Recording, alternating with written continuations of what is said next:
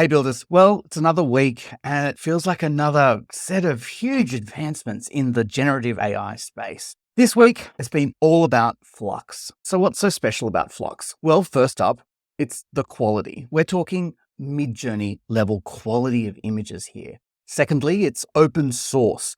And to have something of this quality come from the community is incredible. Thirdly, text. Finally, we have a model that can generate accurate text. If you haven't seen my video where we used Flux to automate the creation of social media content whenever a new product was added to your Webflow restaurant website, I'll put a link in the description below. It's a great example of really captivating social images that include text. And lastly, we're talking a level of human realism here that really is jaw-dropping. How can you use it? There's a couple of ways. You can use replicate, or you can use FAL. Am I pronouncing that right? FAL? FAL. I don't know. FAL. We'll start with a new workflow in BuildShip and search for our Flux node. All right, got it here. Let's start by having a look at the info panel. This will tell us where to get our FAL API key, which is in the dashboard here under keys. Click add key and make sure the scope is API. Then you can add that back into the BuildShip secret section so it's stored securely. Before we get to the prompt, let's have a look at the models that are available. There are 3 different models for Flux One. They'll talk about them in their blog here. There's the base model, which is Flux One Dev. It's open source and completely available for commercial use.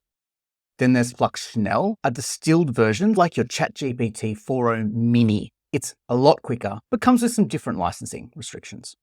Then there's Flux One Pro. It's a closed source version and only available through the API, which is excellent because that means it's available in BuildShip. And in our Flux node, it's actually the default. So let's test this node out. We'll add in our API key and we'll give it a prompt.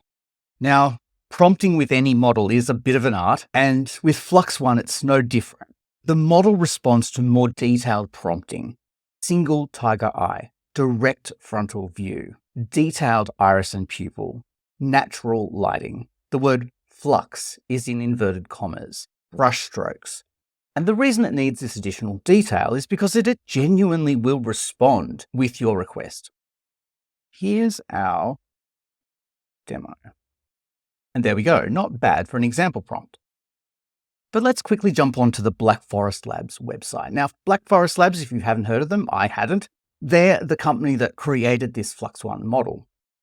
And they've given some examples here, which are genuinely spectacular. But as always, the devil is in the detail.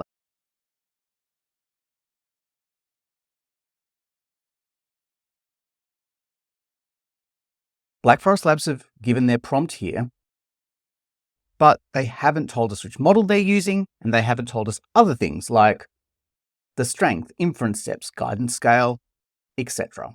But I think we should give this a go anyway. Let's put this prompt in here and just use the standard defaults for Flux One Pro. Okay, not bad. This is what their prompt generated, and this is what we get out of BuildShip. Obviously, we can tweak that. We're just using the default values here, but there's a lot to like in this model. The advancements with generative AI, like what we've seen this week with Flux, are nothing short of revolutionary. We're genuinely witnessing a transformation in how we create, innovate, and push the boundaries of technology. I hope BuildShip is with you on that journey. Until next time, happy BuildShip.